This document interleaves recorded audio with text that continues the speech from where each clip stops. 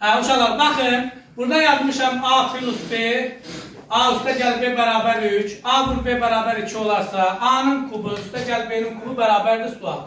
A kubu üstə gəl B kubu, baxın, yazıram A plus B'nin kubu, burada alınma düstur deyirlər də, buna burada yazmışam. Baxın, diqqətlə baxın. A üstə gəl B'nin kubu çıxılsın, 3AB vurulsun, A plus B. İndi baxıram ki, burada A üstə gəl B bərabərdir 3'ə, olub 3'ün kubu, çıxılsın 3 vurulsun. A vur B bərabərdir 2'yə, təzəmdən yenə A üstə gəl B 3 olduğunda bir də vurmuşuq 3'ə. 3'ün kubu 27, bu da 18, cavab bərabərdir 9'a. İndi bizə belə bir sual verilir. A minus B bərabərdir 2, A vurulsun B bərabər 3 olarsa, A'nın kubu minus B'nin kubu bərabərdir suala. Baxın, 10. düsturda yazmışıq A kubu minus B kubu bərabərdir. A minus B'nin kubu üzerine gelsin 3AB vurulsun A minus B. Bak bu düsturda, bak bu düsturu almak için, bak buradan, bak bu düsturda bak bu ifadeden çevrilme aparanda alınır. Bunlara yani muhtasar vurma düsturlarından alınma düsturlar değildir.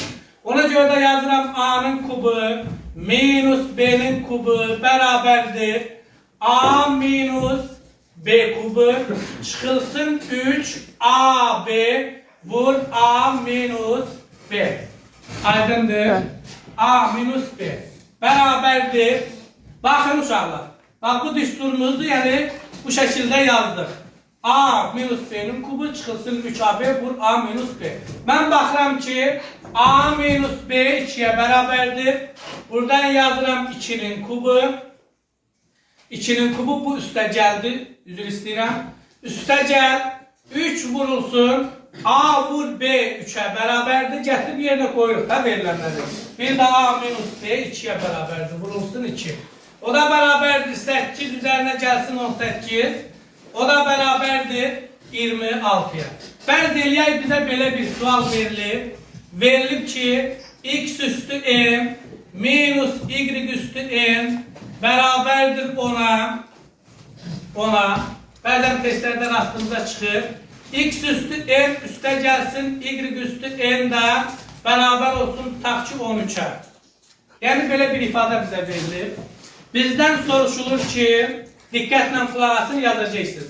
2 üstü n çıkılsın, y üstü 2n beraberdir sual. Uşaqlar, böyle tip sualları ona göre verir ki, biz muhtasar vurma düsturlarını tətbiq eləyək. Məsələn, tutaq ki, biz yazırdıq ki, müəyyən muhtasar vurma düsturlarının köməklə biz bəzi məsələləri nə edirdik, yaza bilirdik da, rahat şəkildə həll edirdik, bundan növbəti dərslərdə də. Biz indi baxırıq, bax bunu mən yazıram.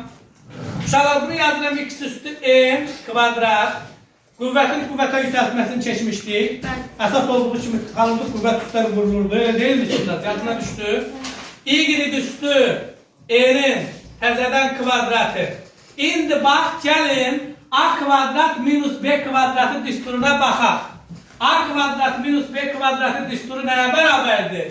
Onu bəzən sualın altında həmişə yazırdım da. A minus B, A plus B. X üstü n səndə bir A'dır. Y üstü n səndə bir B'dir.